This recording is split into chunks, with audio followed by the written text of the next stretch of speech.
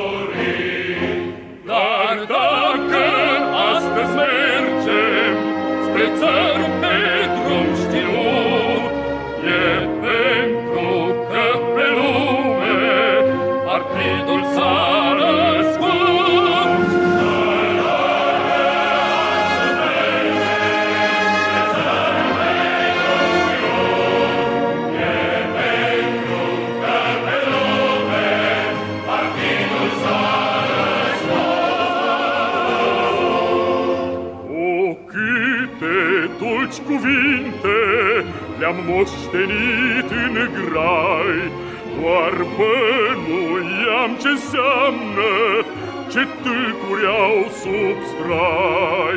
Dar dacă astăzi tâlcul de plin l-am priceput, e pentru că pe lume partidul s-a născut.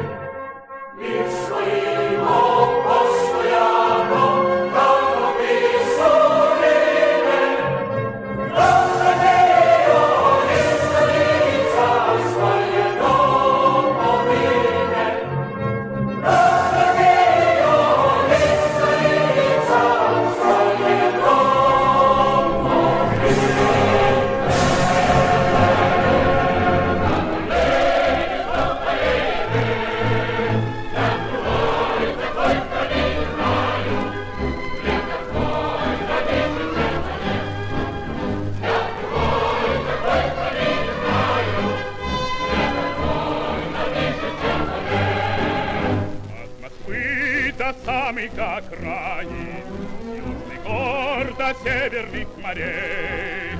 Человек проходит, как хозяин необъятной родины своей. Тут жизнь невольна и широка, точно Волга полная течет. Молодым везде у нас дорога, старикам везде у нас почет.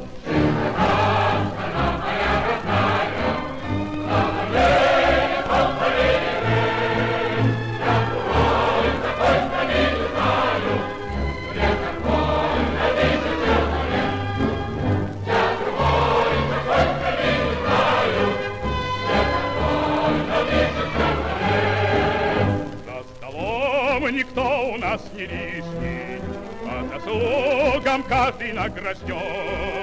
Золотыми буквами мы пишем всенародный сталинский закон. Этих слов величие и славу никакие годы не сотрут. Человек всегда имеет право на учение, подвиг и на труд.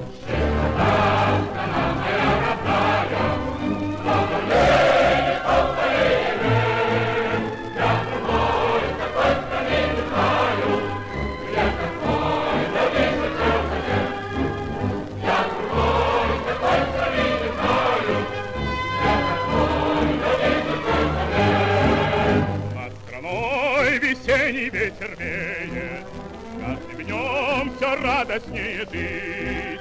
И никто на свете не умеет лучше нас смеяться и любить. Но сурово брови мы насупим, если враг захочет нас сломать. Как небесную родину мы любим, бережем, как ласковую мать.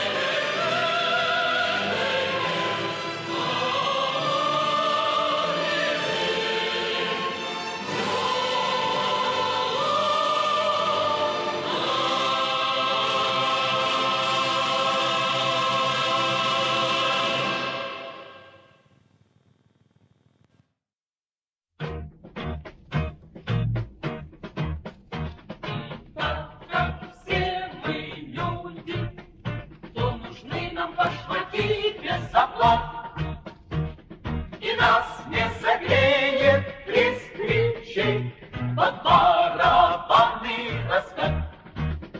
Марш левый, 2, 3, марш левый, 2, 3, St Jeremy, товарищ нам. Ты войдешь в наш единый рабочий фронт, потому что рабочий ты сам. И так как все мы люди, то должны мы извинить, и что-то есть. Хотят накормить нас пустой болтовней, чертям спасибо за честь. Марш левый, 2, 3, марш левый, 2, 3, St Jeremy, товарищ нам. Ты войдешь в наш единый рабочий фронт, потому что рабочий ты сам. И так как ты рабочий, то не жди, что нам поможет другой. Себе мы свободу добудем твою своей рабочей рукой. Марш левый, 2, 3, марш левый, 2, 3, St Jeremy, товарищ нам. Ты войдешь в наш единый рабочий фронт, потому что рабочий ты сам.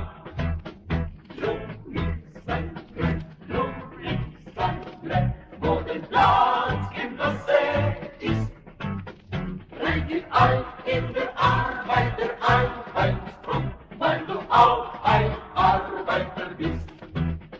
Ты войдешь в наш единый рабочий фронт, потому что рабочий ты сам. Reitet ein in der Arbeiter Einheitsfront, weil du auch ein Arbeiter bist.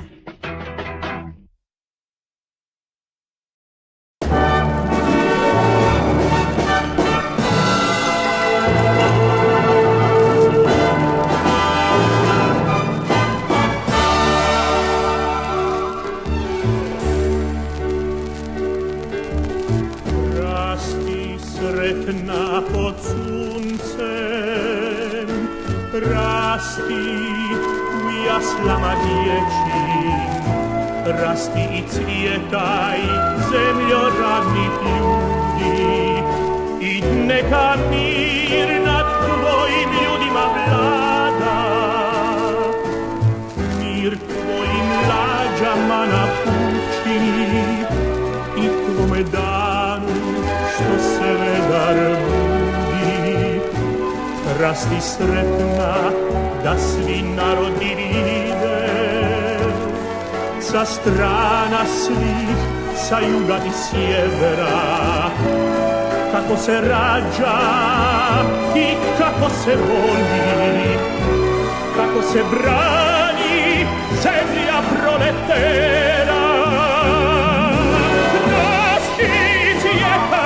Pod zvijezdom slobode, pod rukom partije i pod srcem Tita. Rasti cvjetaj pod zvijezdom slobode, pod rukom partije i pod srcem Tita.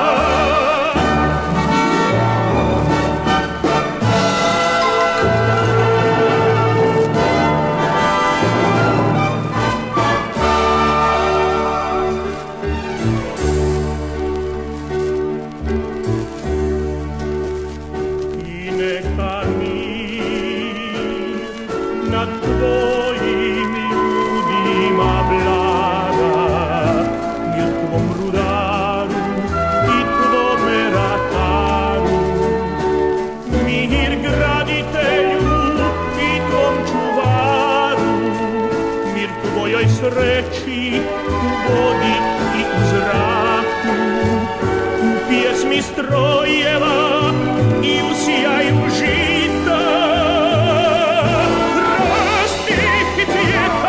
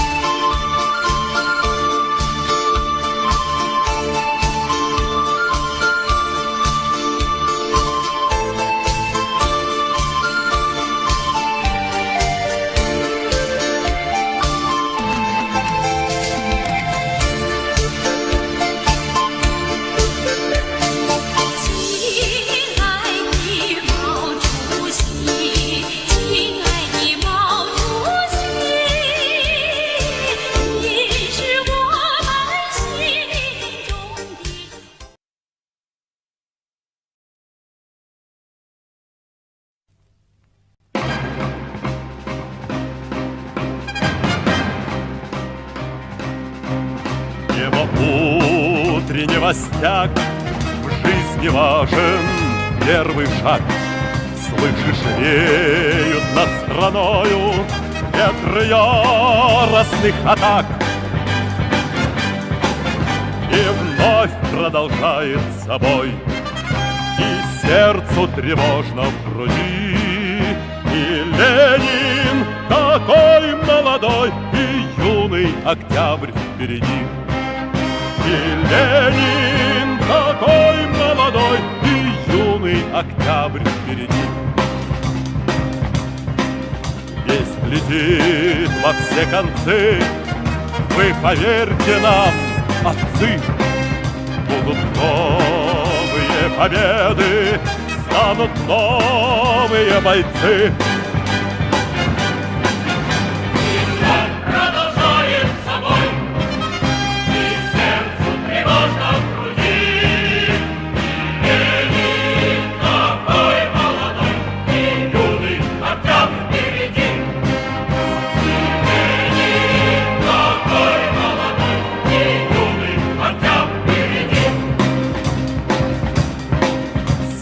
Милости не жди, жизнь для правды не щади.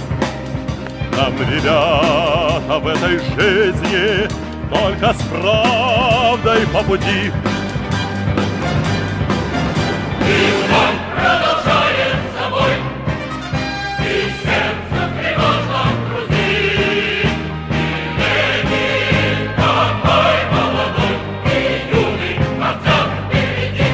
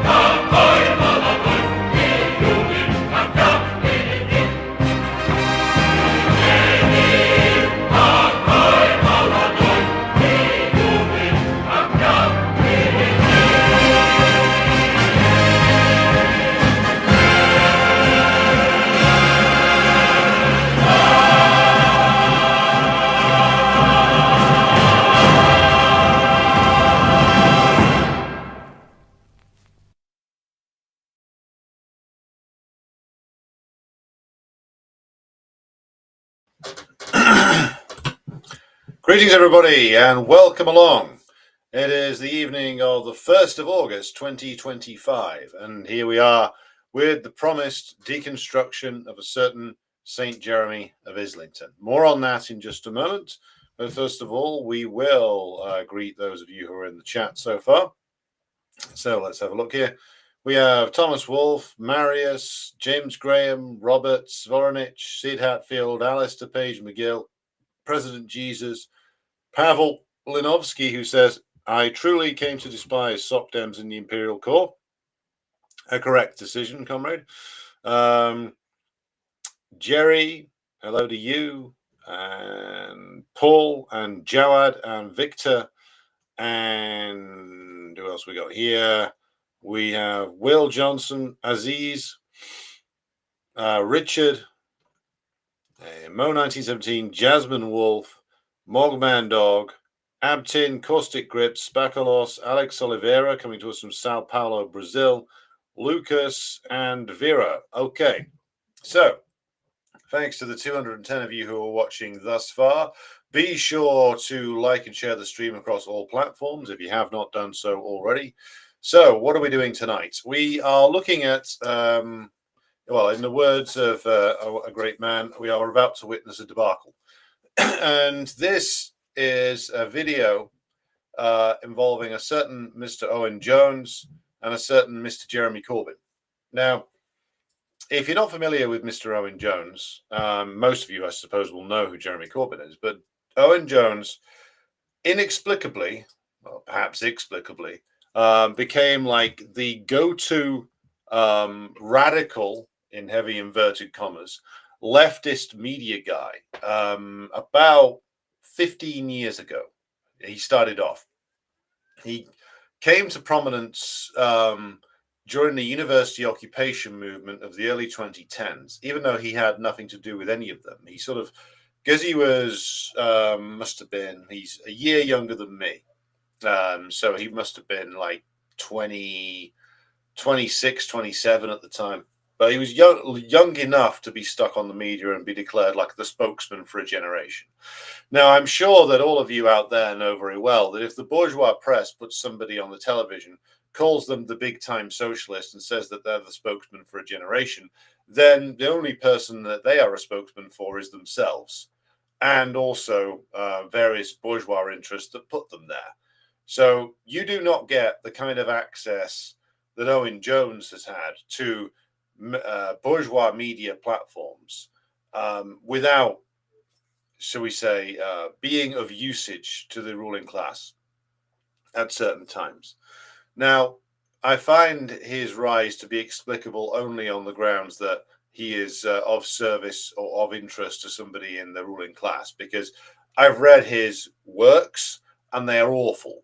Like his apparent analytical works, including chavs, which was, if you're not familiar with what the word chav means, it is it's a derogatory term directed at the working class. And Owen, in a masterful feat of analysis, concluded that this high senior ranking jobs in politics and media aren't open to the working class, and B, the working class is looked down upon.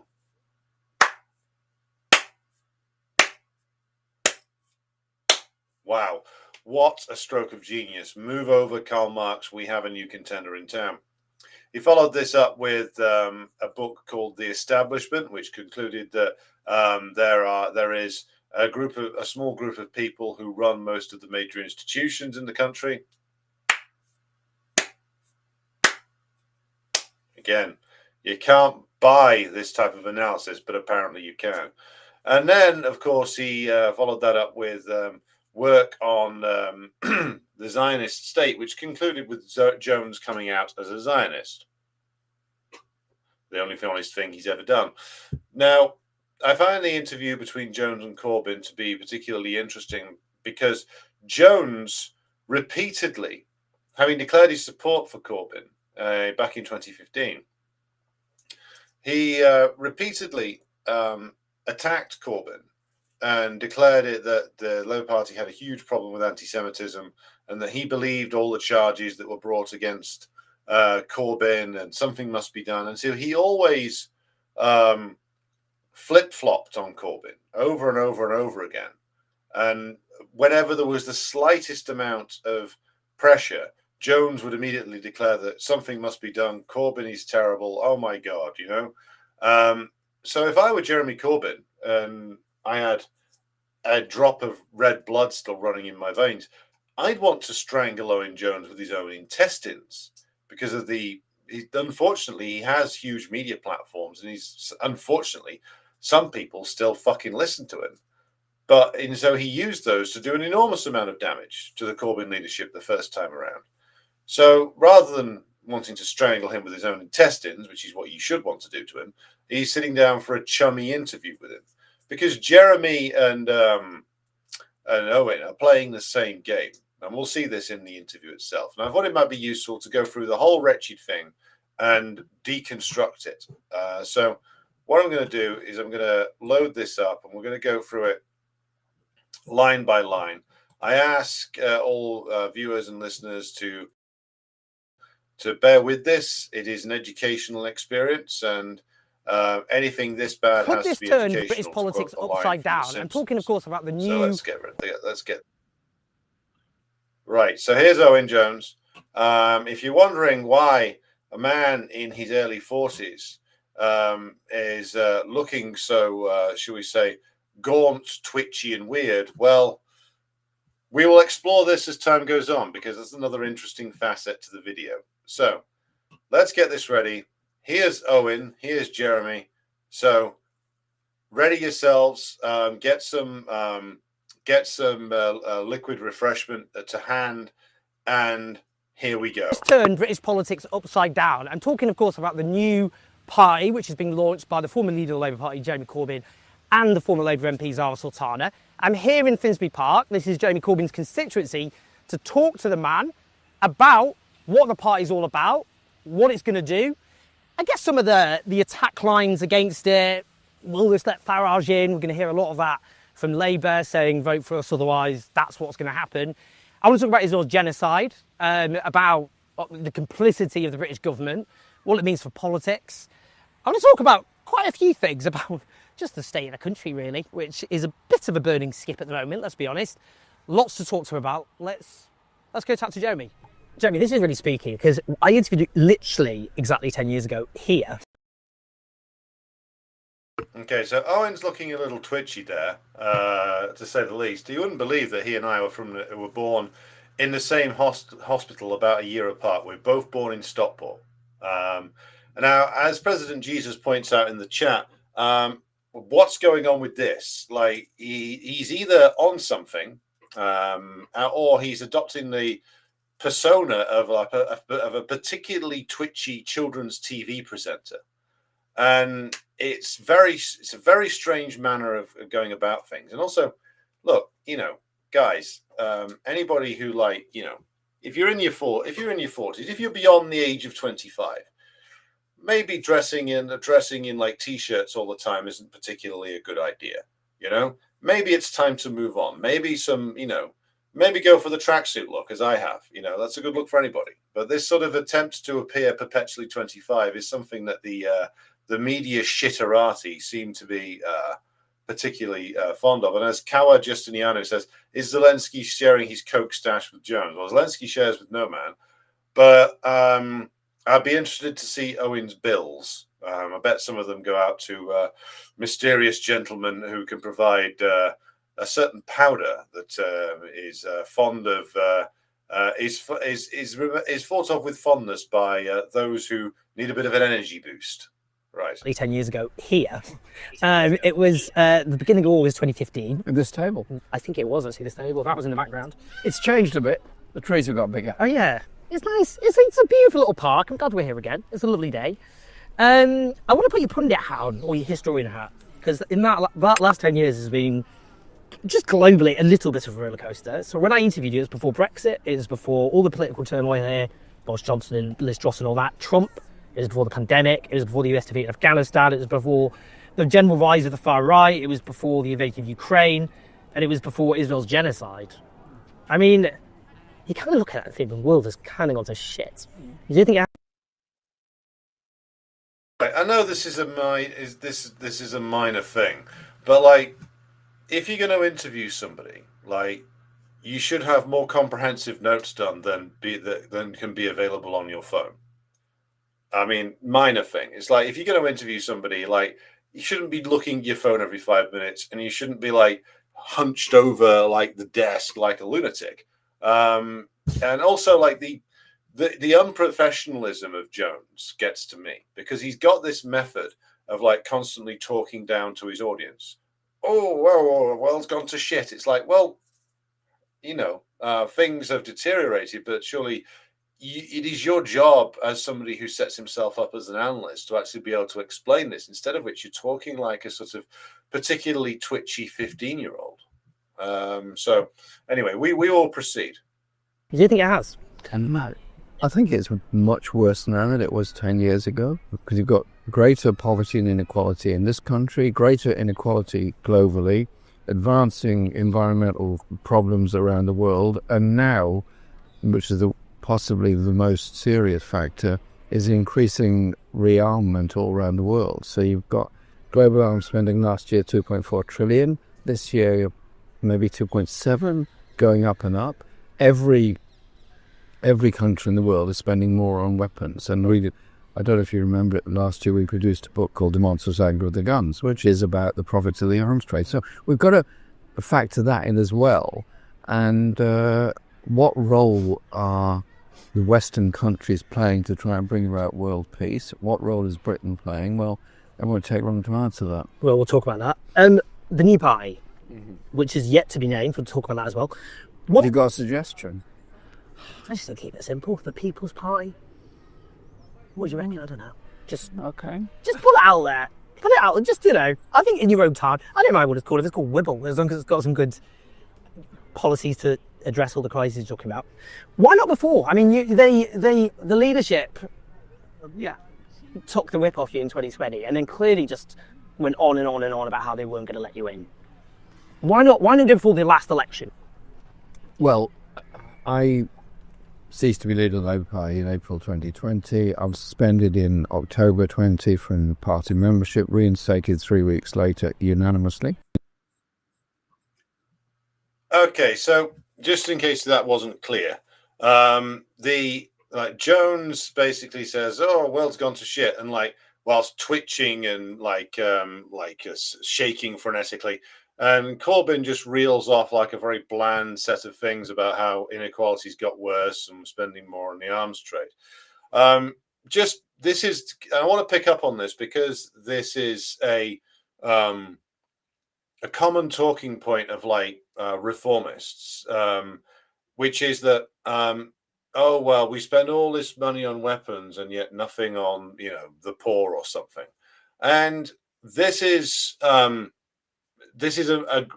manifest inaccuracy that needs to be addressed, because even though, of course, we as communists don't support the idea of the bourgeois state being able to spend an infinite amount of money on weaponry, this is not the idea that if they weren't spending that on weaponry, that they would somehow be able to spend more money on alleviating poverty. This isn't correct. Or more money on, creation of job creation schemes, or any of the other priorities that the Soc Dems think that or say that they believe in. As I've covered in videos before, what you have to bear in mind is that the reason why imperialist countries are able to sustain even the tattered remnants of the social democratic compromise that was put in place after 1945 is because of the fact that they are imperialist powers. And without the arms trade, which is a key facet of the British imperialism, this wouldn't be possible, because Britain gets its advantage in the world via the ability to move capital around the world, invest everywhere, as I've said many times before, exploit sources of labor anywhere, exploit natural resources anywhere, gain access to all kinds of markets, control whole countries like Azerbaijan, for instance, with barely a British military presence there, just through the sheer weight of Britain's power of exporting capital. So that's where the power of British imperialism comes from, and that's where the money for British social democracy comes from. Reformists like Corbyn give themselves away, because what he says he wants to do, but by the way, will never do, is have a more nice, more ethical form of British imperialism, which, by the way, does not exist and can never exist. Or maybe just cut down on the arms exports to the nasty people, which, by the way, if they're not going to export arms to the nasty people, who the hell is going to buy them? So this is a myth being peddled by Corbyn here. Excuse me. So that's the first thing to get out of the way.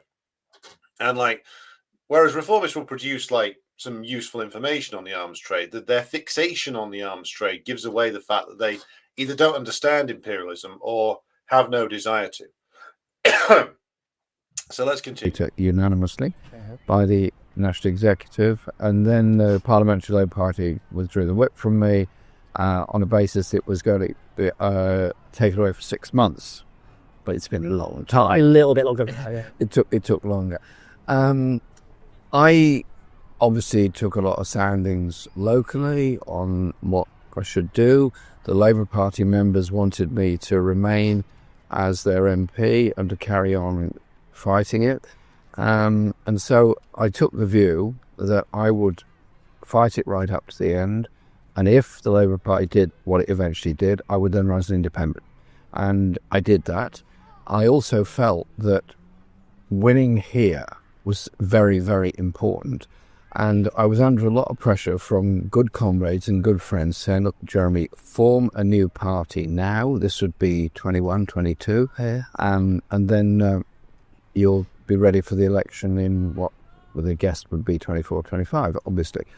I didn't do that for a number of reasons. One was, had I done that, I would have had to spend 2 years doing a lot of travelling around. Well, he didn't do that principally because if he had done that in 2020, then it would have drained away, he would have been able to capitalise on the support that he still had back then. And if he'd have done that, it would have immediately undercut Starmer as Labour Party leader. Not that I think that whatever Corbyn formed, either in 2020 or now, would have been up to much. But the point about Corbyn is, whenever there was the opportunity to like ruthlessly pursue anything, Corbyn ran in the other direction. So he's run away in the other direction for so long that even now, even after he's been thrown out, even after all that's been done, he still didn't want to launch this party, apparently. Like the more ambitious and, shall we say, perhaps a little bit more ruthless in terms of pursuing that personal ambition, Zara Sultana launched it by just coming out and saying it. Apparently Corbyn was not happy that she'd done so. So this guy, whenever he's offered the opportunity to do anything, runs in the other direction. So, and as Keel Jones's comment says in the chat, Corbyn Corbyn is already attracting every opportunist in the country, including Mr. Galloway, who of course has gone from flirting with Andrew Tate and the Bruv Party to now desperately grovelling to Corbyn to try and get back into your party, as it's called. By the way, it's still called your party. They don't even have a name yet. So we continue. A lot of travelling around to get the new party going, to get it underway, to get it organised and so on, which would not have played well in the local community. And so I did what I've always done, represented the constituency and carried on doing that. And then when the election came in 24, we said, okay, you've done your worst. We'll let the people decide who the MP should be. This is after Starmer had put a resolution through the LEC saying I wasn't fit to be a public representative of the Labour Party, which was, I think, probably unprecedented in Labour Party history, that a former leader is deemed to be unfit to represent the party, a party I've been in since I was 16. And so we ran as an independent. We got amazing levels of support locally and outside. And what I noticed... Okay, so this is the rather funny detail. Which is that they found Corbyn to be unfit to be leader, unfit to be a candidate for the Labour Party, which is hilarious when you consider who has actually been considered to be fit to be a leader of the Labour, a representative of the Labour Party, which includes criminals, it includes paedophiles. It includes people who have got convictions for severe financial crimes. It included in the past people like Robert Maxwell, who was a known criminal and spy. So to be fair, that is rather funny that they found him to be unfit to be a candidate for the Labour Party, knowing who they've found fit to be leader, to be a candidate for the Labour Party. It's absolutely insane.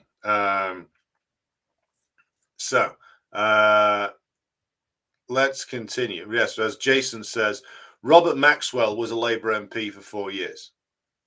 Now, and that's when people knew he was crooked way back in the 1960s. Like, this guy was like an arch crook, and like he was in there. There was a guy called John Stonehouse who faked his own death to avoid debts catching up with him, and also was like apparently shagging a Czechoslovak spy or something. Tony Blair, as far as I know, is still in the Labour Party. Gordon Brown is still in the Labour Party, and yet for all like the fact that the Starmer leadership took like a giant shit all over Corbyn for years, he would never move. He only did something when he was absolutely forced to. So this is as we answer DJ Darkside's comment. Robert Maxwell was a Labour MP, I think, between 1966 and 1970, I believe, in a seat in Oxford. So there you go. So let's call back up St Jeremy. I'm going to go with the video directly off YouTube, as this seems to be working better than the downloaded one. So just bear with me. Okay, so let's pick this up again. St Jeremy talking about his motivation. You know them in advance. And it was weird. The first ever impasse they would come to my office. They all came with this, sat around this big round table at the office. And with that, they knew each other so well either.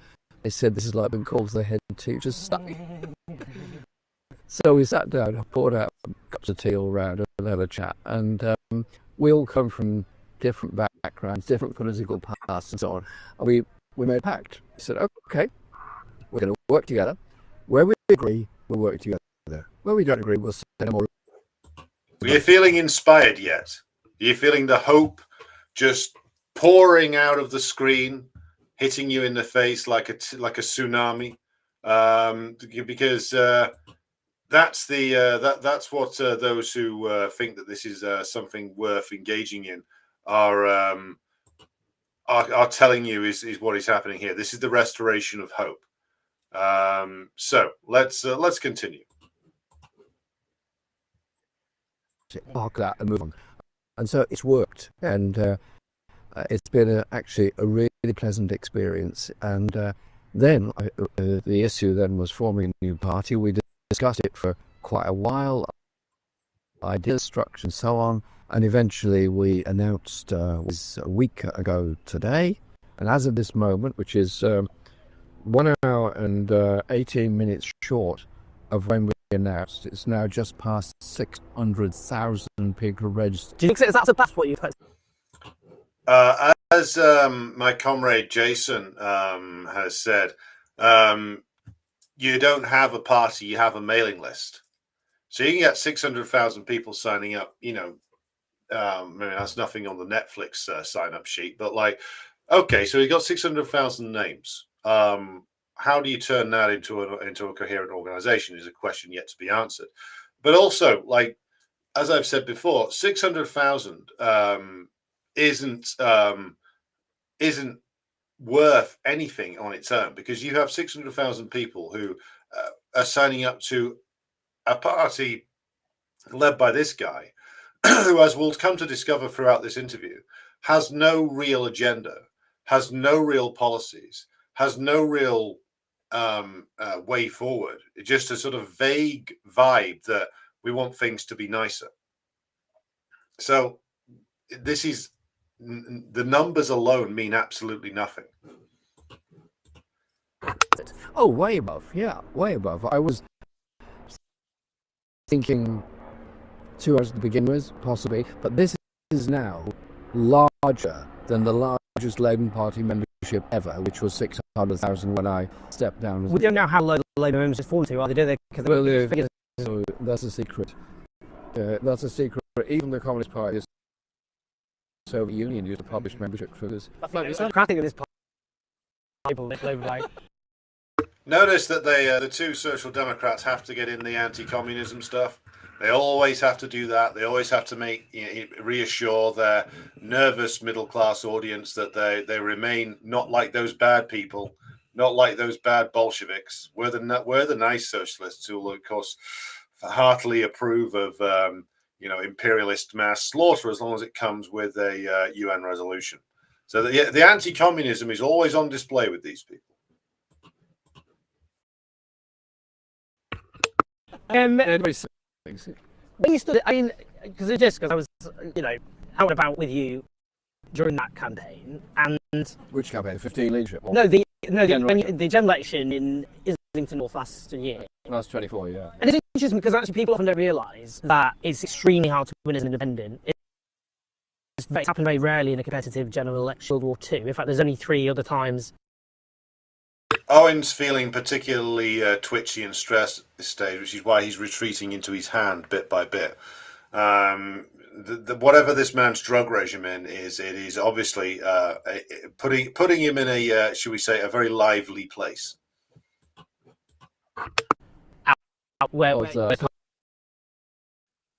Davis. In the 70s, yeah. Kidminster. But that was in Canada. The party stood down to him. When a party stands down, because again, there's not Tatum doesn't count either, because the Labour Party stood down to him. Yeah. Stand down. No, they certainly do not. They throw everything at you. And also, people also forget, because people think, well, you've got people. You do have a loyal, which has been there all their lives, but it's a huge all the time because of private rented out. But watching a walk accolade from that, because that a lot of some pundits will say, oh well, you'll get 5%, you ended up getting a huge majority. So what's the lesson from that? The lesson of that is 2 things. One is that we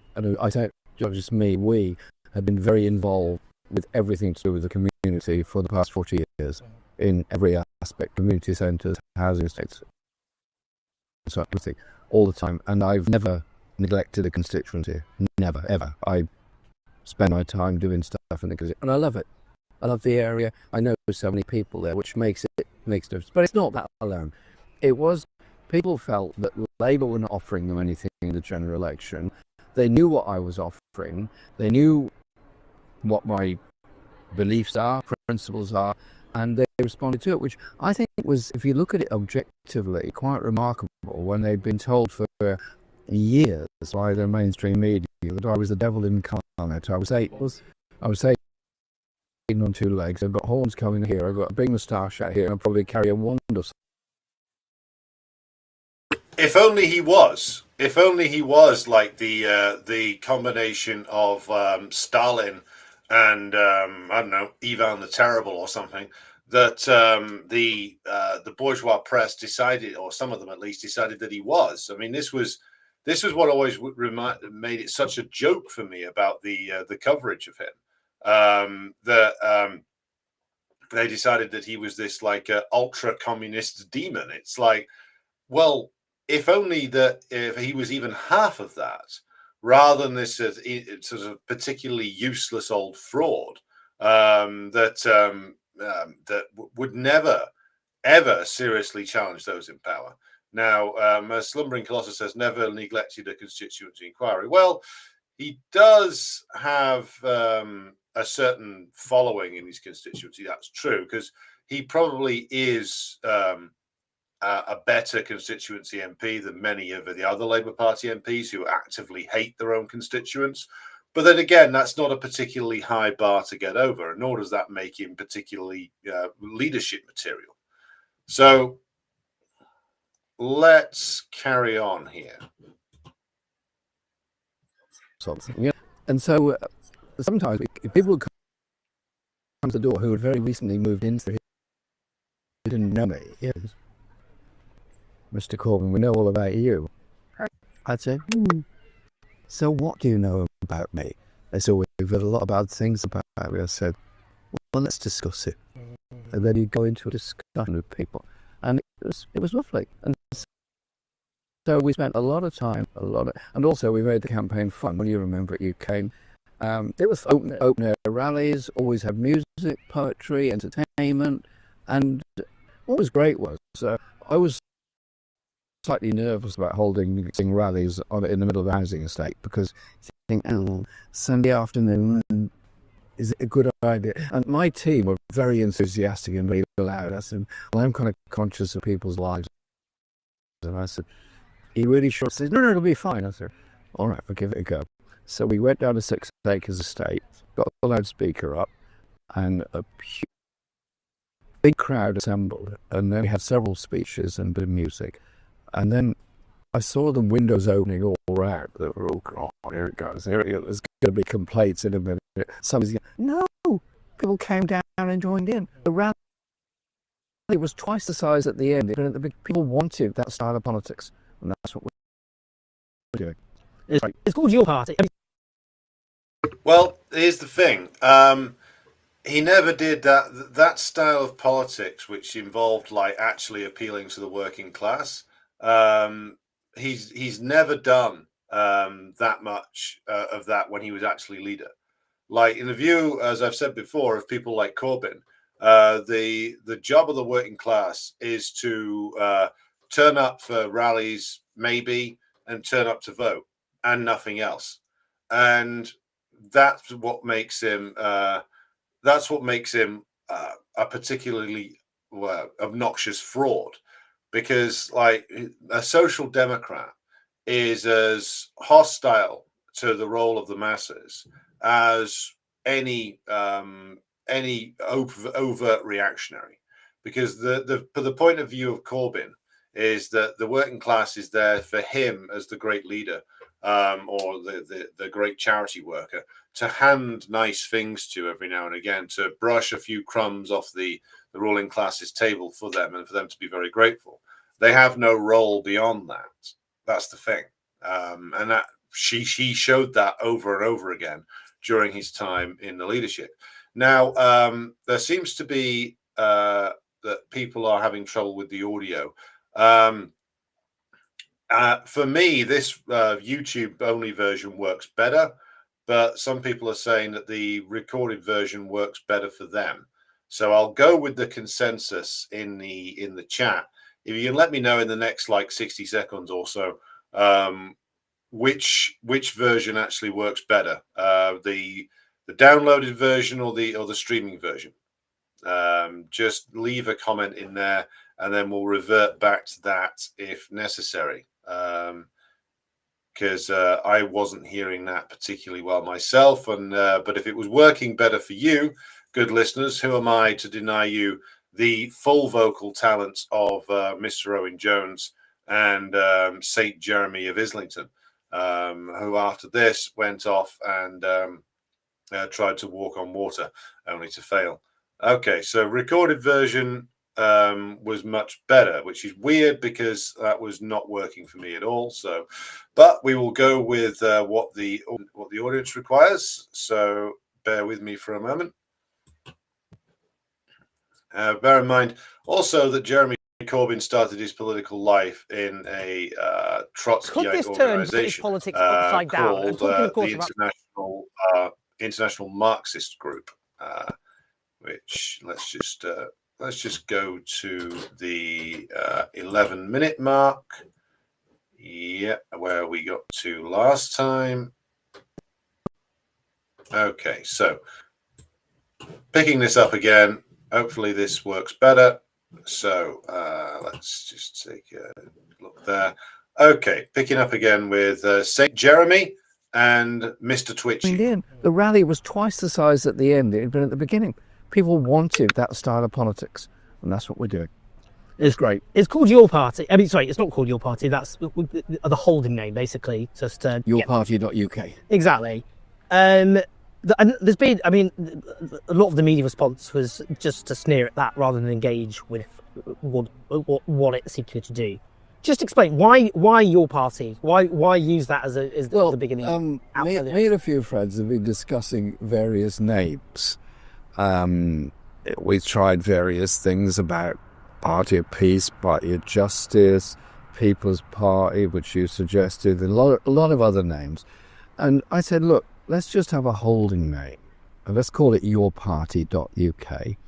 And then when we have our founding conference, which will be later this year, guessing November time, and we'll decide on a name. It may even be that name. But you know what? The idea you join a party without a name in order to choose the name is not a bad thing. It's democracy in action. And people are going to come up with some mad, zany names. We could end up with sort of Boaty McParty or something. But sign me up for that. You like that one? I think why not? I mean, let's just, it's Well, I have to go with President Jesus' suggestion, which is how about the Cuck Party? Pretty much. I mean, both of these two would probably be the ideal for that. But we got our reactionary friend Greg is back in the chat saying Corbyn's best mate John McDonnell, MP for Hayes and Harlington. He's also a Marxist. John McDonnell is not a Marxist, and I've met him. Trust me. John McDonnell is no more a Marxist than I am an Ayn Rand-style libertarian. Yes, I know that periodically John McDonnell will get out like the Communist Manifesto and says, I'm a Scouser and I'm from the working class and I think blah, blah, blah, something, something, Karl Marx, something, something, socialism, blah, blah. John McDonnell is an arch traitor and a coward who believes in absolutely nothing. He is about as far away from being a Marxist as it is possible to get. And he he is another one when the crunch came in terms of the potential confrontation with the ruling class, or even the confrontation with the Labour Party right wing. What did John McDonnell do? Well, he went and did a video with Alistair Campbell where they had a sort of backslapping affair where they were saying, oh my God, wasn't Tony Blair really all right? He's not really a war criminal, is he, John? No, Alistair, he's not, and neither are you. Go look it up, Greg and others, on YouTube. Go look up that absolute horror show. To call John McDonnell a Marxist is to remove all meaning from words. Nobody in the Labour Party is an actual Marxist. An actual Marxist couldn't survive in the Labour Party. I survived in it for 3 years before having to quit in just teeth grinding frustration because it was just so utterly reactionary inside of it. As I've said many times before, but if you're wondering who Kamala Harris is, Greg, she was going to be the next president of the United States. She's got a book coming out, by the way, which people have been asking me to review. If the consensus in the chat is that I should review it, I will do so. And I'm sure that'll be an amusing night in. It's a little bit 2018 probably. Labour originally was the Labour Representation Committee for several years before it became the Labour Party. The other idea I had was that we'd call it the interim committee for the development of a meaningful understanding of social change and the need for justice and inequality in a peaceful and sustainable world. So that'll fill up the whole ballot paper, wouldn't it? When you're ready, you think that'll capture it? I think so. You wouldn't be able to miss it. Back to you then. So, just how's democracy going to work in this party? Because democracy, you've always talked about that, democratising the Labour Party. Now you've got a new party altogether, so you can just start from. Oh, by the way, if you missed it, Corbyn says they're going to have a founding conference in November of this year. So let's just think about that for a second. November's not actually that far away. We're in August now, September, October, November. So 3 months away. Okay. Now, I've been involved in conferences both as a delegate and an organizer of them. They're a tremendously difficult thing to organize, especially a national conference. How on earth are you going to have a democratic process to decide the delegates to this conference inside the next 3 months when you have apparently 600,000 people signed up? How on earth are you going to have a democratic process to decide who goes to that when you don't have any party branches? You don't have any organization on the ground whatsoever. Who's going to decide who goes to your founding conference? I don't think there's going to be any organizations in place to make that decision. I think what you're going to end up with is not a democratic conference.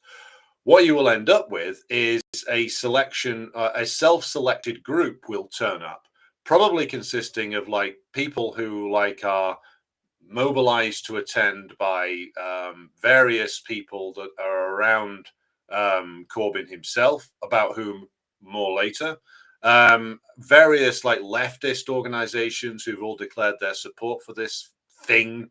So the Trotskyites, the SWP, Spew, the Communist Party of Britain, the Khrushchevite revisionists, various others. Maybe we'll even see the AWL, the Alliance of White Liberals, the Alliance for Workers' Liberty, the NATO Trots make an appearance as well. Maybe not, but maybe they will. So this conference is not going to be a democratic conference. It's going to be a conference of the self-selecting, pretty much petty bourgeois leftists, because it's only petty bourgeois leftists who in reality are going to be able to afford to go to these things. So when he talks about democracy and he talks about a process of, a great process of selecting the name, voting on the program, what it's going to be is a bunch of middle-class leftists are going to turn up on a Saturday in London, probably, or maybe Birmingham, and they're going to do the selecting, and that's going to be called a democratic process. So where there's going to be, this isn't going to be a delegated conference. There's not going to be a conference where like those who go to it report back to those who sent them and are held accountable for the decisions. No, it's going to be a self-selected group of middle-class tossers who sit down and declare smugly that they are the new big thing and they are the ones who have restored hope. It's going to be a joke. Now, as Comrade Jason says in the chat, Corbyn wasn't interested in democratising the Labour Party enough to push through mandatory reselection of standing MPs, was he? No, he wasn't. And I don't think you'll have it in this party either. Because I think one of the purposes, and bear in mind, there is never any single one solo reason behind any event. But one of the big reasons why there's the likes of Sultana, Corbyn himself and others are jumping ship is because the Labour Party is sinking and sinking very quickly. And many of them who 10 years ago would have happily sat in the pro-genocide, pro-Zionist party are realizing that unless they make a shift now, they're going to go down with Captain Keir. And that's part of the reason why they're scuttling out like rats leaving a sinking fucking ship. A new party altogether, so you can just start from scratch. What does it mean? Good point. This is an interesting... Just to say, Alex Jones is on considerably fewer drugs than Owen Jones as well, and makes more sense. Just to respond to the comments in the chat. An interesting issue, an interesting conundrum. We've formed this party with the name it's got.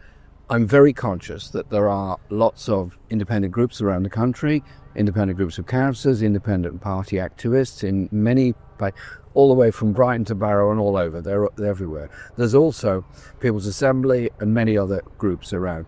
Many of those have signed up for our party, but not all. We're not going to get involved in a turf war about who's numero uno in Birmingham, who's numero uno in Liverpool. So no, we're going to work out a way of doing it so it will end up with being some kind of federal nature, and trade union involvement will be an important part of it. I'm not expecting national unions to sign up for it straight away, but I've had conversations with a lot of union leaders at the Durham Miners Gala and since, and we will therefore have that inclusive nature to it. The demographic, which is obviously broad, with 600,000 people in support, it's got to be very, very broad indeed.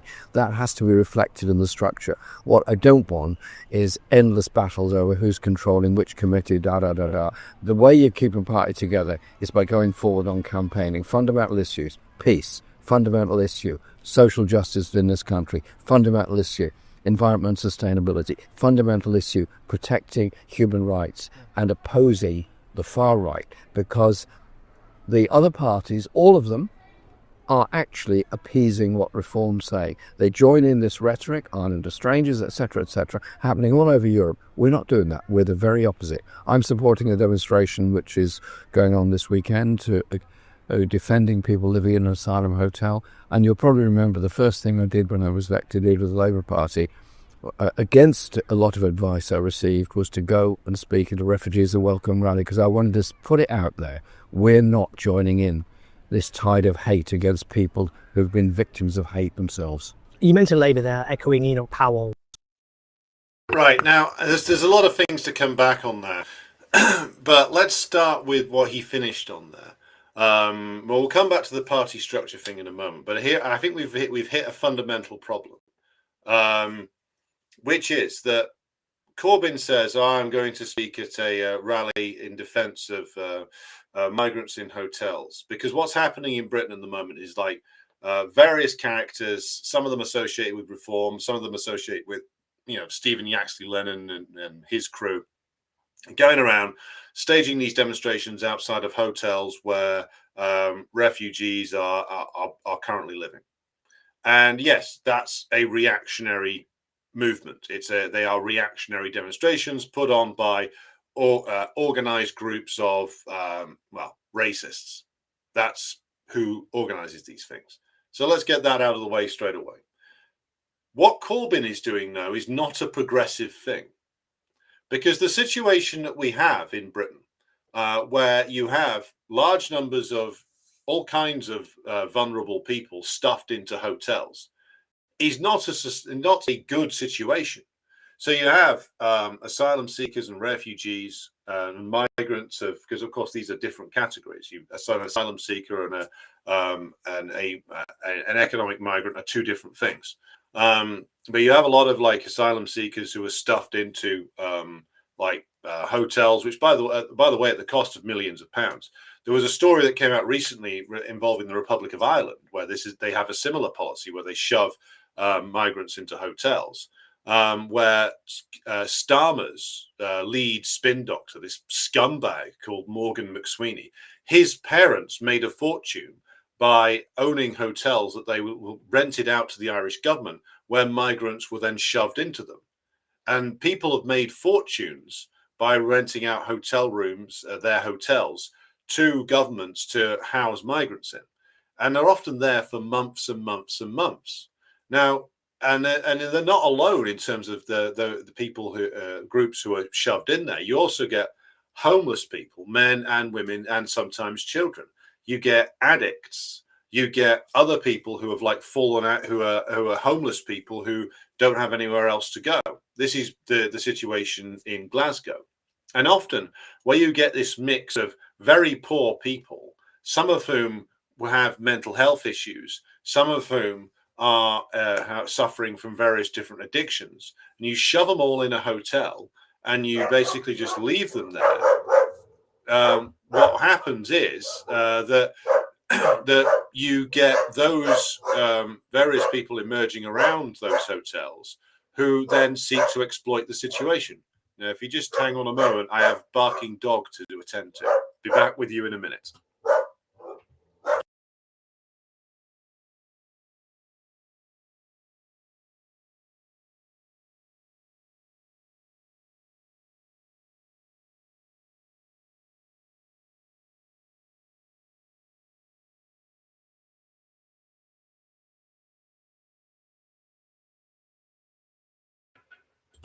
So, barking dog attended to, so let's get back to this. So, what Corbyn is doing is where he is saying basically that, well, we're going to demonstrate against the right wingers and the racists who are demonstrating against the usages of hotels to house asylum seekers.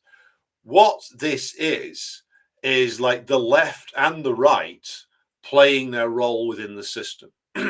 The right-wing agitators do something like reactionary and racist, and tap into sometimes like legitimate frustrations that people have over issues like housing.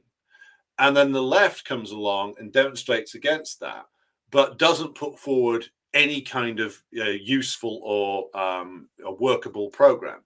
You see, what the situation requires to actually, if you were actually interested in bursting the bubble of reform and things to their right, would be to actually overturn this argument completely by saying, well, we don't think that asylum seekers and refugees should be housed in hotels for months or years on end. In fact, we don't think that anybody should be housed in hotels for like months and months and months, because to return to the Glasgow situation, you have a situation where younger women and sometimes their children are stuck in hotels.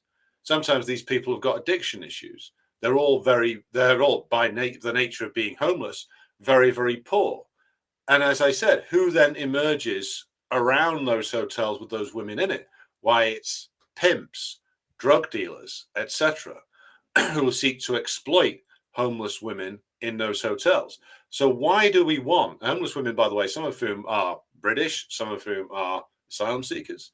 So why do we want to preserve a situation where we got people stuck in hotels for months and months on end, which become magnets for lumpen criminal scumbags?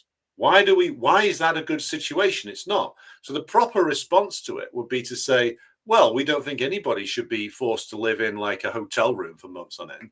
What we want to do is to have, yes, if someone's going through like an asylum claim or someone's a refugee, there should be proper accommodation for them, but also to deal with the housing crisis facing the working class everywhere, which is part of the reason why Farage and co, who, by the way, have no solution to this, but they are milking the crisis for all that it's worth.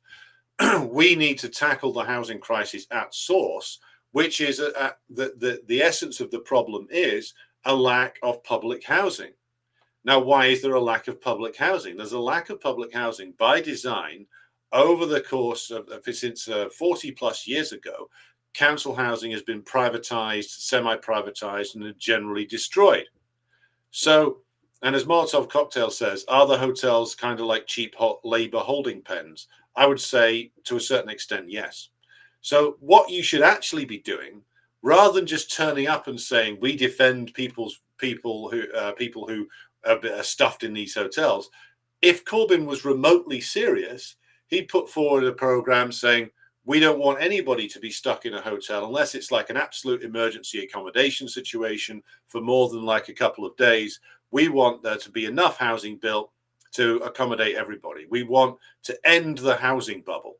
Yeah, we want to implement serious reductions in rents, not just in the private sector, but in the public sector as well. We want to end the farce of the housing associations, which are these undemocratic pseudo NGO, semi-private company things, which manage a lot of the housing stock in the country.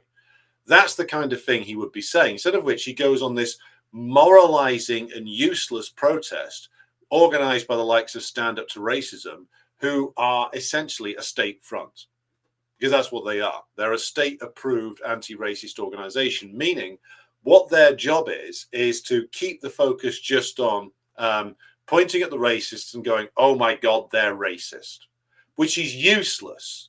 It's absolutely useless. Standing there, as people were in Glasgow Saturday last week, saying, oh my God, these people up the road, this bunch from the UK Independence Party, they're racist. It's like, yeah, I know. I went up to the UKIP people and saw a lot of them.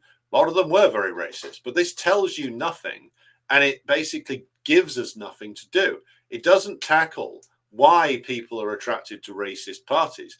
Every single party in the British system is racist. I mean, Corbyn even admits that.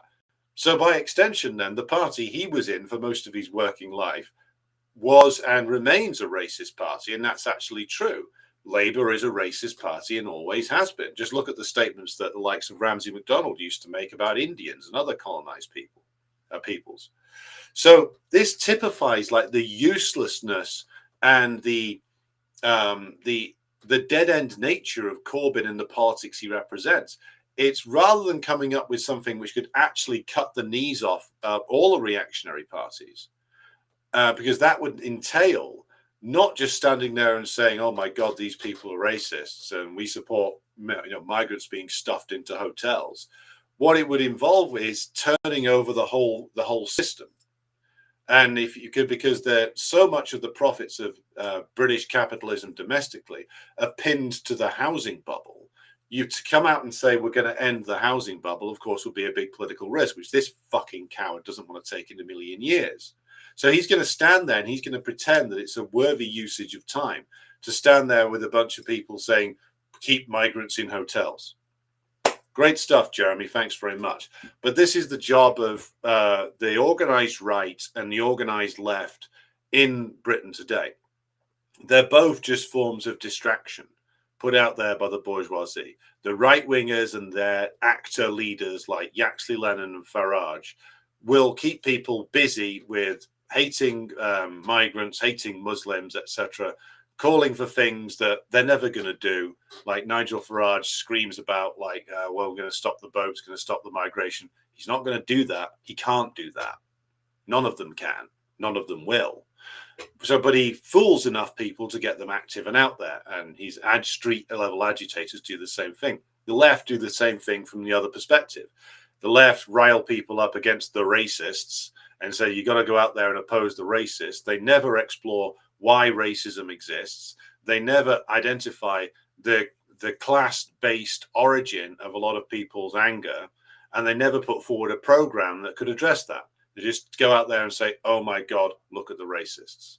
Well, to answer David King's comment, I don't know if Jeremy has shares in a hotel corporation, but one of Jeremy's sons is a landlord who was buying up council flats a while ago. That's confirmed story. I will, if people want further details, I will find the story and I'll post it on the Telegram group. But one of Corbyn's sons is a landlord. So this is the nature of the beast. You know, Corbyn might not have shares in a hotel corporation, but one of his family members is part of the problem. If you're a landlord buying up fucking council flats to rent them out or sell them on, then you're part of the problem. So one of his family members is part of the fucking problem.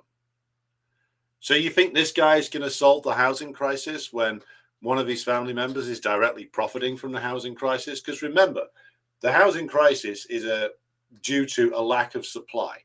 The lack of supply is down to the fact that they don't build public sector housing anymore, or not anywhere near enough of it. And they want to push people towards taking out gigantic mortgages, which they can never afford to pay back. And that is thus further boosting the prices of the housing bubble. So this is the nature of the problem, and it's something that he will absolutely not address. You mentioned Labour there, echoing Enoch Powell and Nigel Farage. Is this Labour government worse than you would have expected? Yes, much worse than I expected. I didn't have high expectations of it. The manifesto was insipid, weak, unmemorable. I ask anybody what was in the manifesto, they go, no. They can very seldom name anything, but possibly they'll remember breakfast clubs. Oh, yeah. Possibly, that's about it. I'm not saying breakfast clubs aren't valuable, they are, but they're not the only thing. So what they've done is what? Minor reforms in terms of rights of renters, slightly greater protection, but no rent control. Some improvement in workers' rights, but no sectoral bargaining, and so on, all the way through. And then rolling back against the environmental agenda, actively pursuing an increase in arms expenditure rather than promoting this. I'm not pretending the world's simple or easy out there, but if you have an agenda to go to war, as Starmer and Healey appear to do, then what do? You spend more and more money on weapons. And Liz Kendall gets up in Parliament saying she wants to take $5 billion out of the DWP budget, which is earmarked for personal independence payments, and Starmer wants to put $13 billion more into the arms budget. What are we about as a country? Are we going to starve and impoverish people with disabilities in order to buy more planes from the USA? Because that's what it looks like. I mean, the way you're speaking about this, I mean, because you were a Labour MP under Tony Blair, do you think it's worse? Well, Tony Blair and I were never close. Yeah, I'd say like buddies. Close buddy. You were doing your camping trips together. No, we didn't do any camping trips together. I don't think Tony Blair is kind of into camping somehow. Mansions with Berlusconi at the time, I think. I think he was more into the Berlusconi style of holidays. The Blair government of 97 was a kind of interesting conundrum.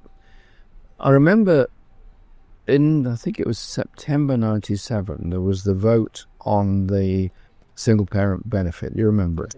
And a number of us voted against it. And I remember going into the no lobby to vote, and as I got in there, Nick Brown is there, the chief whip.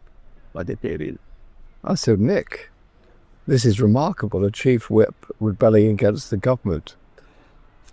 said, Jeremy, please, I'm not quite going that far, but I'm here to assure you that tomorrow there will still be a Labour Party, and tomorrow you will still be part of that Labour Party, because I respect what you're doing. Really? That was the Chief Whip. Interested. Now, did he do that on his own, or did he do that with Blair's blessing? I don't know. But And they would have known his style. they would have known the style. And so I thought that was interesting. Now, I'm not saying Blair loved us. He absolutely didn't. But until he got involved with Iraq and so on, the social justice program was an improvement. We got children's centres, we got Sure Start, we got Northern Ireland, which was fascinating. I mean, again, I had arguments with them about Northern Ireland. They were annoyed with me for meeting Sinn Féin and Gerry Adams in the run-up to the 97 election, and I said it's absolutely essential to do it. I've been meeting them for years, and I'll carry on meeting them. They said, we'd rather you didn't. I said, well, one day you'll be pleased I did. Yeah, well... But they were prepared to engage. Now, Blair got totally off the wall when he got involved with Bush in Iraq, and I just remember the many meetings we had. Right, so just to save you all from lapsing into a coma there, two things. First of all, the so-called social justice agenda of the Blair government between 1997 and 2001 was an unmitigated disaster. There's no two ways of putting that. Why? Because every single thing that they built, even the Sure Start centres, which were daycare centres for working mothers to leave their children at, those all disappeared within 15 years. The next government in, which is the Tories and the Liberals, closed them all down. Secondly, all of the supposed infrastructure investment that the Blair government did between 1997 and 2001 was all done, or the great majority of it, done via private finance initiative. Now, what is the private finance initiative? It is essentially a way of privatizing state services, but in a way that no one notices. Now, what it is the rather than have the state directly build and own and operate public sector infrastructure, public sector buildings like hospitals, like schools, like other things, like government buildings, what they do is they get the private sector to build it on private sector borrowing rates. And then the state then leases it back on a 30-year mortgage, thus providing the private sector parasites who own and control the thing with a guaranteed money profit supply for 30 years. Now, a lot of these buildings that were built in the early 2000s are on 30-year leases, but were started falling apart after 10. And every single aspect of these buildings and the services within them is all privatized and all outsourced, meaning that they're just giant sources of profit generation, with the state acting as essentially a distributor of funds. Meaning that if you own one of these buildings, you can't lose. You could build something which falls apart within 10 years, which is ruinously expensive to maintain, which is almost impossible to keep from falling down. And the government will still pay you. So all this talk about government debt, etc., was all bullshit. They don't mind gigantic amounts of government debt as long as it's debt that's built up to pay for gigantic amounts of money going out the door to banks and property developers and law firms. That's the social justice agenda that Jeremy was so fond of. This is the other thing, to draw on something that Jowett said. Corbyn sounds like he enjoyed his time under Blair, and he did, because under Blair, Corbyn got to be the permanently outvoted minority, and Blair was more than happy to tolerate him. Bear in mind, the only Labour MP that actually got kicked out over the Iraq war wasn't Corbyn, wasn't John McDonnell, it was Galloway. They booted Galloway out because he made a speech that suggested he supported armed resistance by the Iraqis against British forces. No. Might say that that's actually a correct thing for Galloway to say. But that was too much, and they chucked him out. Corbyn, they left in. Corbyn used to address the Stop the War rallies and I think he was president of the Stop the War coalition for quite some time. But they didn't kick him out. They didn't kick John McDonnell out. They didn't kick Diane Abbott out. They kept them all in because Blair was a more confident Blair was from a more confident time for British imperialism, where they could tolerate a certain amount of dissent. That period pretty much came to a close after the Iraq War and after the end of the Blair government and the gigantic economic crisis that began in 2008. But Corbyn did enjoy his time under Blair because he got to be a principled critic of Tony Blair, whilst at the same time calling for a vote for the Labour Party every 5 years. Jeremy Corbyn called for a vote for Tony Blair basically in 2005. He called for a vote for Gordon Brown in 2010 because he called for a vote for the Labour Party. He would do all kinds of mental gymnastics to make it look as if that wasn't what he was doing. He would say he was running on his own manifesto, that he stood for X, Y, and Z, but basically he was arguing for the re-election of a government led by a criminal in the form of Tony Blair, a mass murderer in the form of Tony Blair. So he got on very well with old Tony, I think, or at least the two of them rubbed along quite nicely together because both of them were aware that they were on the same team at the end of the day. And that team involved them hoodwinking the British working class into thinking that the Labour Party was something that it wasn't, or could be something that it would never be. Farce. Anyway, shall we continue? Over the run up to Iraq war. We had one meeting. There was about 10 Labour MPs around a table in the Prime Minister's room in the Commons. And Blair said, "Okay, I've got to go." He looked quite irritable and tired and quite bored with what we'd all been saying because we'd all been saying much the same thing. He said, "I'll take one more question." So I said, "Okay." He looked at me, "From Jeremy, if you must." I said, "Yeah, I must, Tony." So he said, "What's your question?" I said, "Tony, why are we doing this?" "Because it's the right thing to do." Wow. Then walked out. Wow. Yeah, he really got that messianic kind of thing. Yeah, that's right. I'm not engaging any more in this stuff. And after that, in the denial, and that's why I'm pushing the Gaza inquiry bill, which I put into Parliament, which is a Chilcot-style inquiry. Remember, Chilcot didn't come first. No, there's also whitewashing. Butler inquiry and the Foreign Affairs Select Committee inquiry. And then, so what I've done is put a Gaza inquiry bill to the House. Is that September? Yeah, it's blocked by the government, so we're doing an independent inquiry, 4th and 5th September, Church House, Westminster.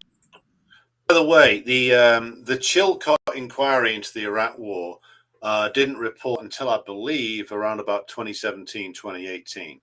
And what were the consequences of that inquiry? I'm going silent because I'm waiting for you all to find the consequences of that. The consequences of that were nothing, by the way. Nothing. I mean, this is the thing about like fucking reformists. Like they always go on about this. Oh, we need an inquiry. We need an inquiry. You don't. Well, there's been inquiries made by people who actually investigate these things in a serious manner. You don't need some fucking ex-civil servant to come up with a bunch of bullshit about why the Iraq War happened. We know why the Iraq War happened. The Iraq War happened because it was a long-term plan of US imperialism. This isn't speculation. This was all written down. They were writing about what their intentions for Iraq were back in the 1990s with the Project for a New American Century. As to why Blair joined in the crusade and got tangled up with Bush, to use Corbyn's phrasing, well, because it was a priority for British imperialism to get themselves a share of the action. Because they wanted to get the principal motivation was to get the British oil companies back into Iraq and to be part of the American plan to redraw the map politically in West Asia and to conclude their 7 countries in 7 years. It was meant to be Iraq, Syria, Libya, and other Somalia and a few other places. Lebanon was in there. To conclude with Iran being the last on the list for the regime change operations one way or another. So their plans for Iraq were crystal fucking clear. And by the way, let's just drop in another thing here about Tony Blair's first period in office.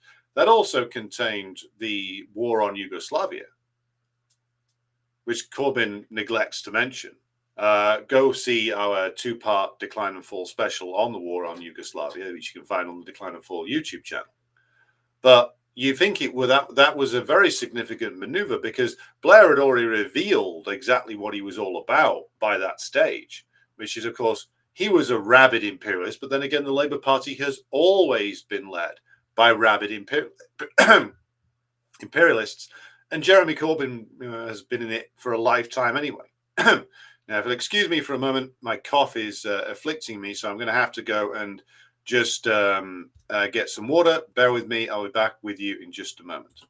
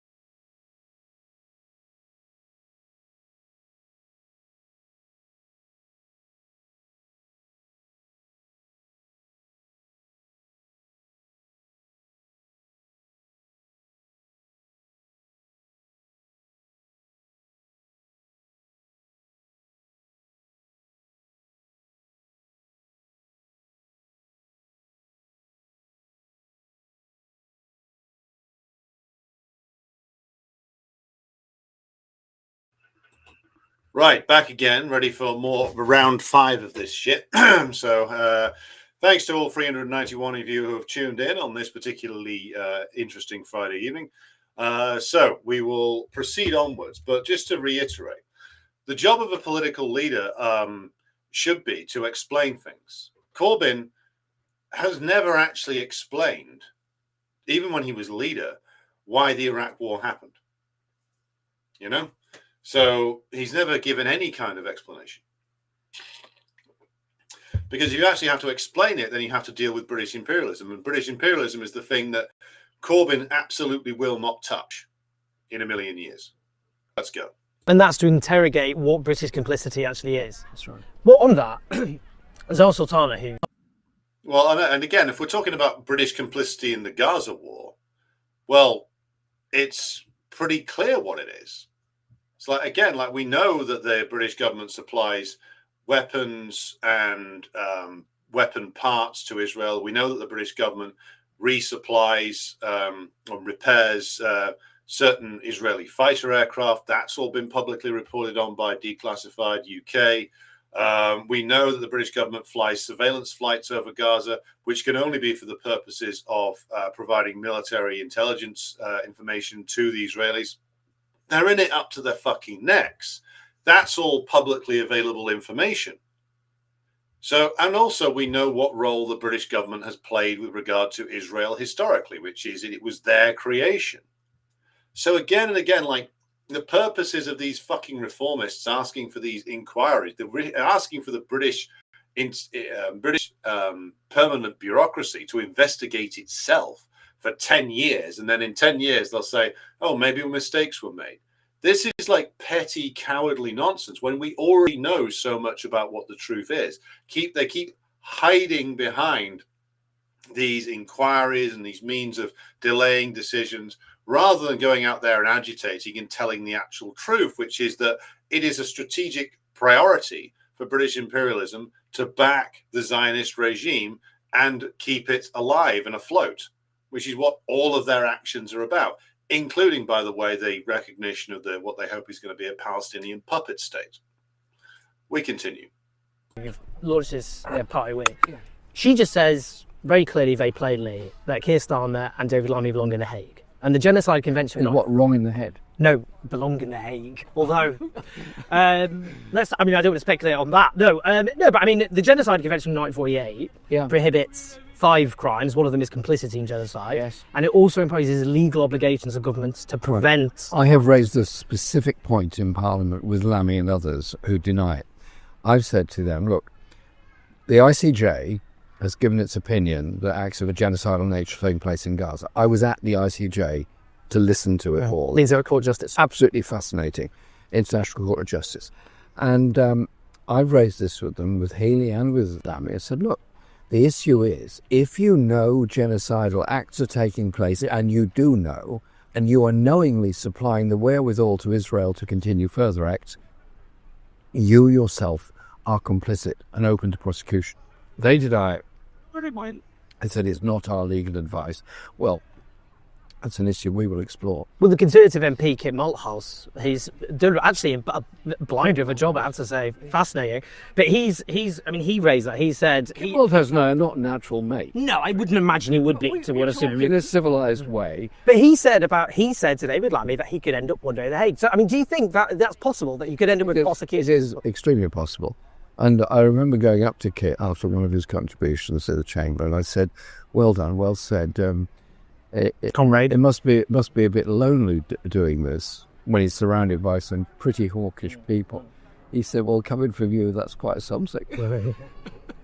But I mean, so Keir Starmer said that he's trying to use Palestinian national statehood as a bargaining chip. He said that if Israel doesn't commit to a ceasefire, then he'll support the right of Palestine to national authority. So it doesn't make any sense, either, because he said that if Israel doesn't commit to a two-state solution, but then Britain would no longer support a Palestinian state. It doesn't make any sense. But what do you think about what he's saying, instead of ending arms sales? And it's absurd, and it's a travesty of any understanding of international law. I don't know whether Keir missed the lectures on international law or something. Maybe he skipped a few.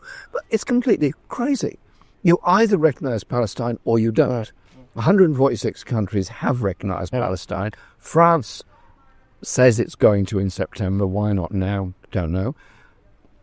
And he says, we will recognise unless Israel agrees to a ceasefire. So in other words, he's saying you can continue the occupation, but you must stop the bombing, so we won't recognise Palestine. So it's leaving the Palestinian people once again in terrible limbo. So either you recognise or you don't. Now, the House of Commons voted in more than 15 years. yeah, when Ed Miliband was Labour leader. Yeah, on a private member's motion, voted non-binding motion to recognise the state of Palestine. So there is a record there for it, and I think that Starmer's confused position is going to be something else. Now, apparently, he told Labour MPs yesterday morning that there was going to be an unconditional recognition of Palestine. And then 4 hours later, he's met Donald Trump, and it... Right, so this just continues on in this vein for quite some time. So I may just draw the critique of this video to a close, because he doesn't say anything else of any consequence. The main thing, though, to just draw from his last comments is that what he's talking about there, which is, oh, well, we've got the ICJ, the ICC, etc., etc. We've got a convention against genocide. How many genocides has the Anti-Genocide Convention of 1948 actually prevented? Since 1948, we've had like a French, when that was being passed, many of the countries who passed the Genocide Convention, including like Britain, France, etc., were waging genocidal wars on civilian populations at that time. So like Britain was waging like a campaign of mass slaughter in Kenya to try and hang on there. The French had already killed many, many tens of thousands in Algeria. The Dutch had done a similar thing in Indonesia. All struggles that were ultimately lost, by the way. So all this shite that people like Corbyn hold so dear to them, UN Declaration, UN Charter, Declaration on Human Rights, Anti-Genocide Convention, the various different supremely portentous and fucking pretentious tribunals and various different institutions of so-called international justice. All of this is utterly meaningless garbage. What value has there been in reality on the ICJ ruling, other than to make a bunch of middle-class people in the West largely feel better about themselves? What value does it have, really, to find Israel guilty of one thing or another at the ICJ, or get Netanyahu indicted at the ICC? The ICC, which, by the way, is the structural successor to the War Crimes Tribunal for the former Yugoslavia, which was, as we covered in our Yugoslavia specials, a complete fucking stitch up. So what value is there in any of this? Did the amazing international institutions prevent the US waging a war of mass murder against the Korean civilian population from 1950 to 1953? No.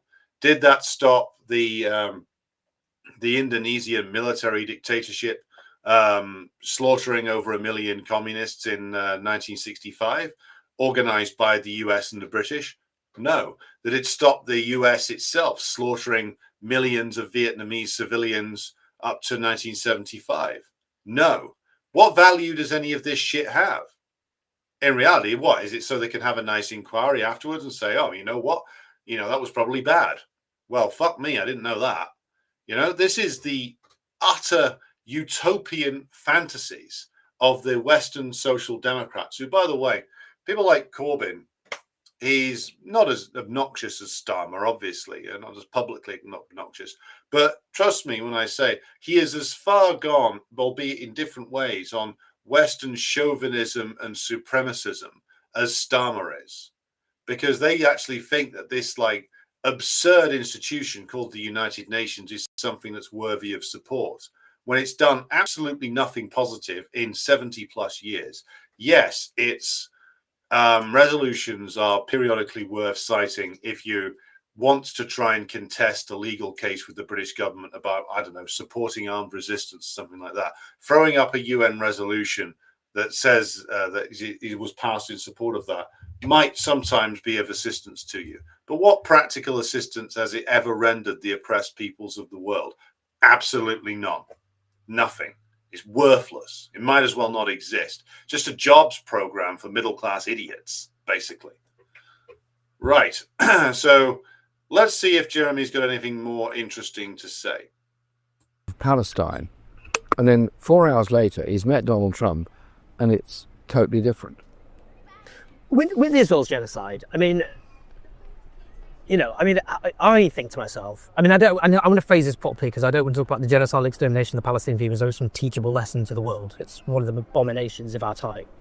But, you know, it's changed me forever. It's changed other people forever. Do you think it has fundamentally changed politics in a way that isn't actually properly understood yet? I mean, we look back at the financial crash, the Iraq War, these all had long-term... brought out the human in a lot of people that didn't come out before. The previous genocides, you think Cambodia, you think Rwanda, you think Darfur, you think Second World War, all those genocides were not on live television in the way that this one is. Yes, there were, in the case of particularly Rwanda, there was quite a lot of television coverage, but not to the extent we get now.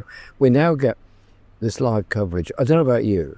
I watch lots of different international channels, usually late at night, sort of Al Jazeera, France 24, and so on. Even I find it hard to look at it.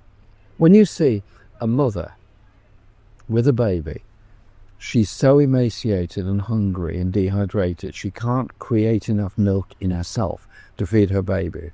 And she's got this wailing, crying baby who's clearly near to death. So you're watching live stream death. And Gaza is quite small, probably 10 kilometres away. The size of East London, yeah. There's water, there's milk, there's food, there's everything that baby needs. And it's been deliberately done by the state of Israel and by the IDF. In plain sight. I mean, you mentioned Rwanda, we weren't armed.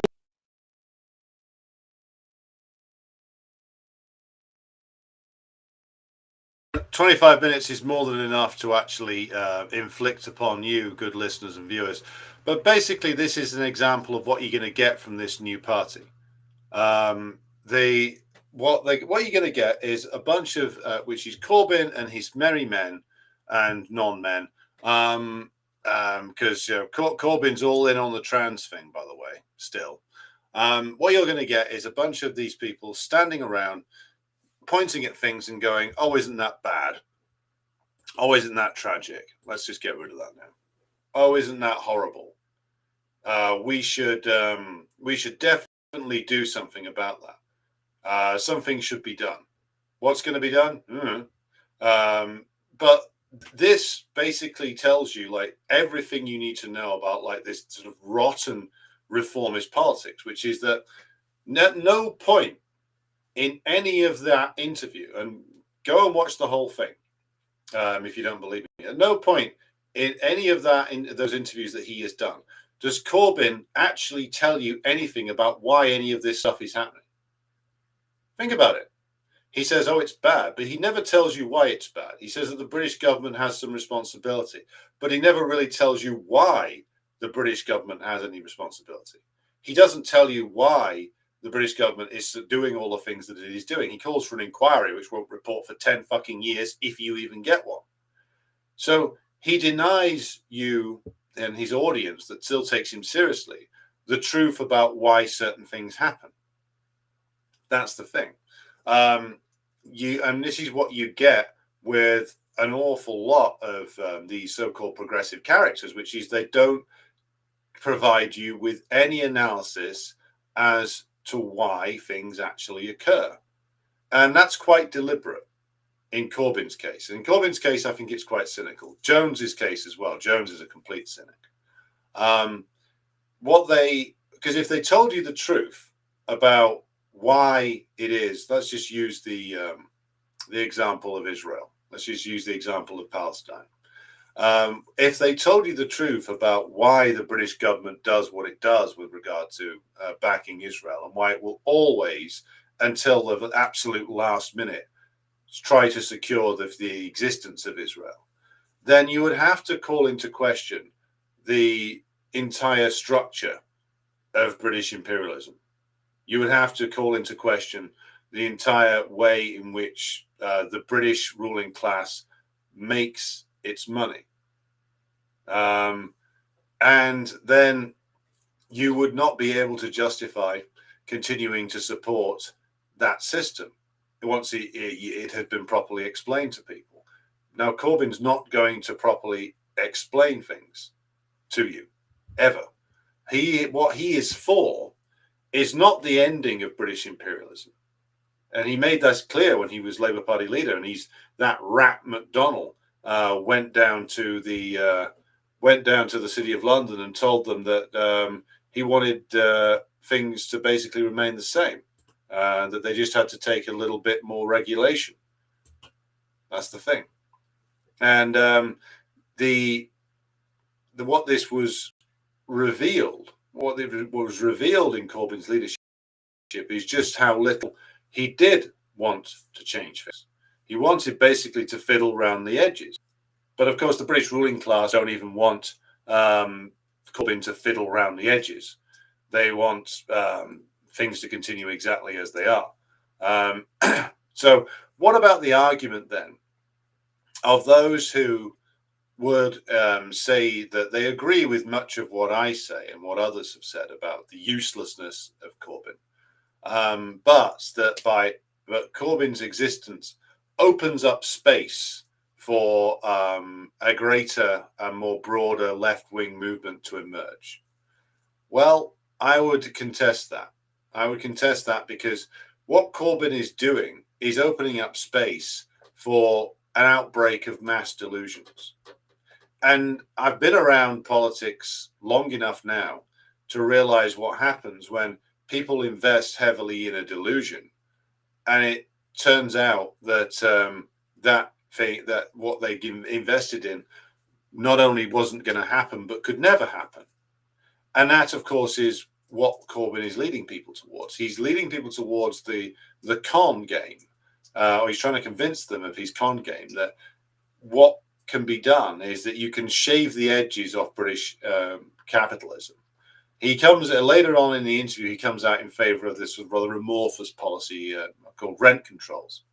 Now, the thing about this is, rent controls is like the go-to maneuver of a reformist politician. And it's interesting to see him come out with this, because the question I would ask him, if I got the chance to, and I doubt I will ever get the chance to,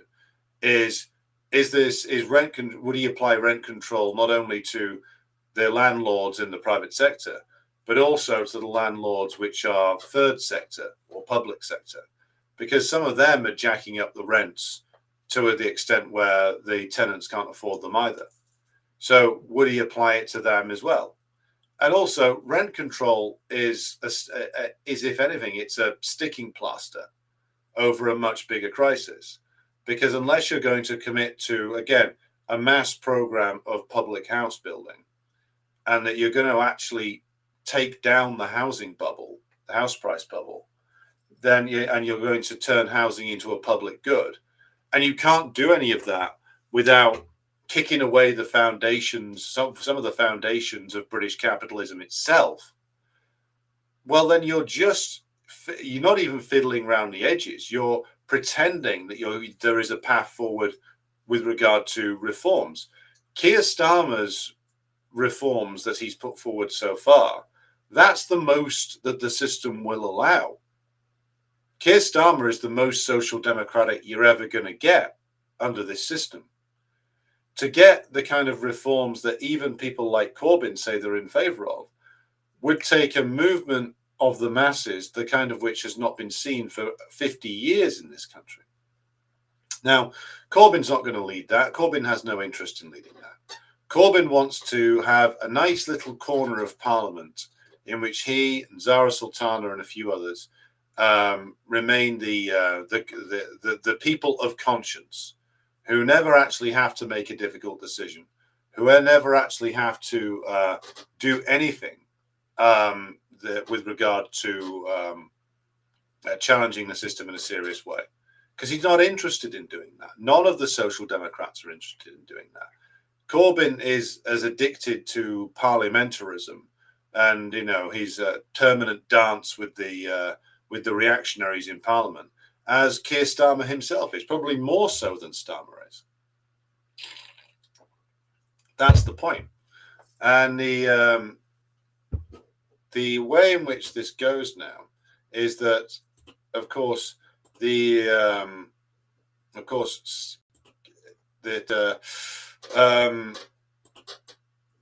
Starmer will continue on in his usual disastrous way, and the Labour Party will become more and more unpopular.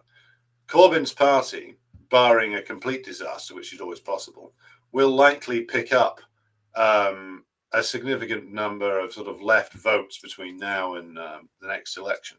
They will probably return a few left MPs at the next election, but they will be voices in the wilderness, voices that will not be listened to, that will have no real power, and will not actually start to organize the working class in a serious way.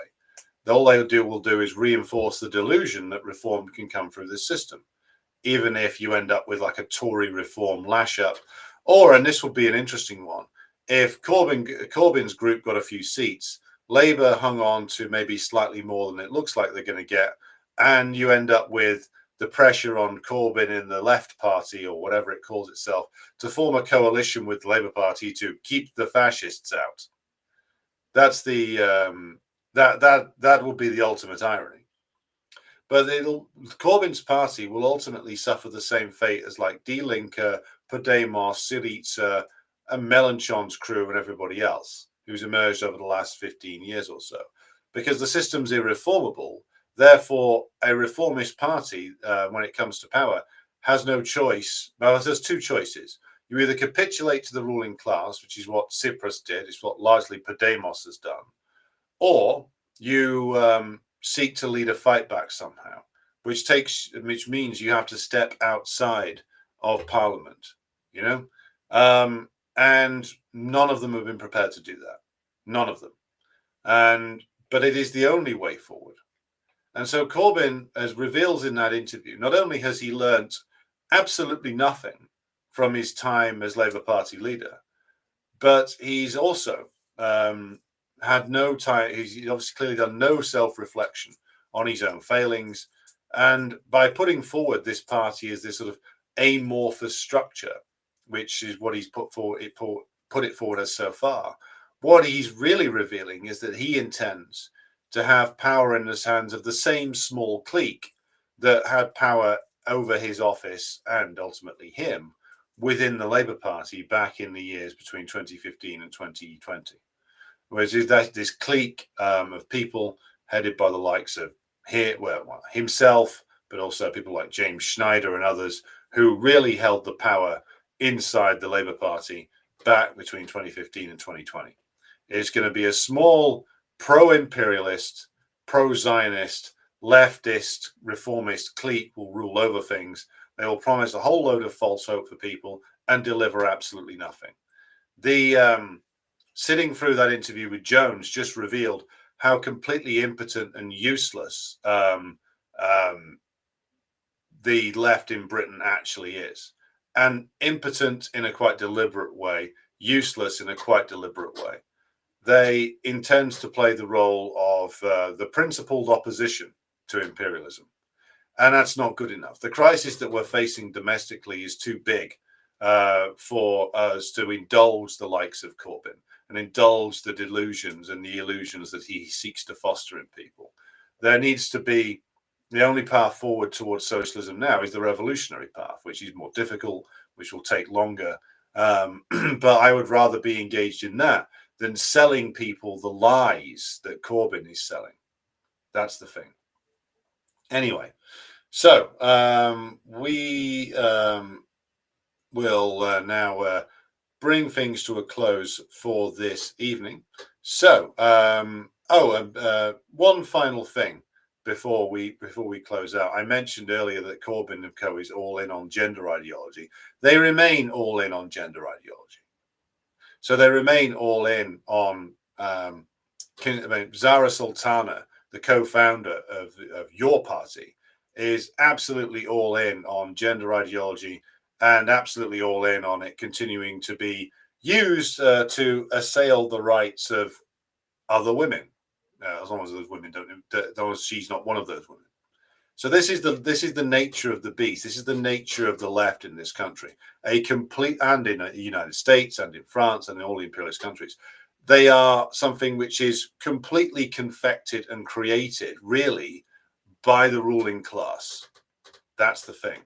They are a left that is, to use Rockhill's phrase, totally compatible with imperialism, totally compatible with the continuation of the status quo. And what they offer is essentially the illusion of change. We can't indulge this any longer. Like, if you're still running around after Corbyn after all this time, then you have shown yourself to be unwilling to learn any single lessons that have become screamingly obvious over the last decade. So what I will say is, in concluding this, that as communists, what should we do about this party? Well, when it has its meetings and when it has its mass meetings, which I'm sure it will have, there will be people attracted to this who do quite sincerely want some kind of socialism, who do think that there is a need for fundamental change. They are being misled by Corbyn, and we need to go along to these meetings with our own material, leaflet them, make interventions in these meetings if we can, and point out essentially where the program is deficient, why they are never going to get the things they say they want, and why a new method of struggle is required. Now, most of them there won't listen to us. They'll be far gone on the idea that St Jeremy is going to deliver them something, but a few might. And our aim at this stage, as I've said many times before, is to recruit the most class-conscious members of the working class. And some of those may be attracted to Corbyn. And if there's a chance of actually influencing those people, then we should do. But we have to be uncompromising in our critique of the likes of Corbyn and tell people quite clearly how much of a dead end this truly is. So thank you for everybody for watching tonight. I'll be back with you again tomorrow. So be sure to like, share and subscribe if you haven't done so already. Thanks to everybody who supports the show on Patreon and Buy Me a Coffee. Back with you again tomorrow evening. And until then, have a good evening.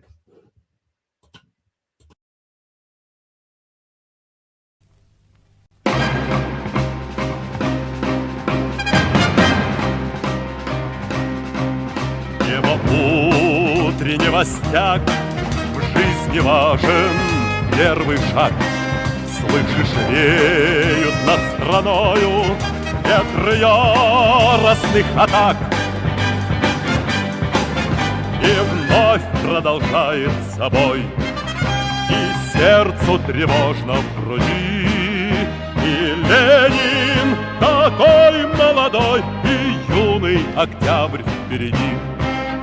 И Ленин такой молодой, и юный октябрь впереди. Весть летит во все концы, вы поверьте нам, отцы, будут новые победы, станут новые бойцы. Продолжает собой, и сердцу тревожно в груди. Ленин такой молодой, и юный октябрь впереди. Ленин такой молодой, и юный октябрь впереди. С неба милости не жди, жизнь для правды не щади. Нам, ребята, в этой жизни только с правдой по пути. И вам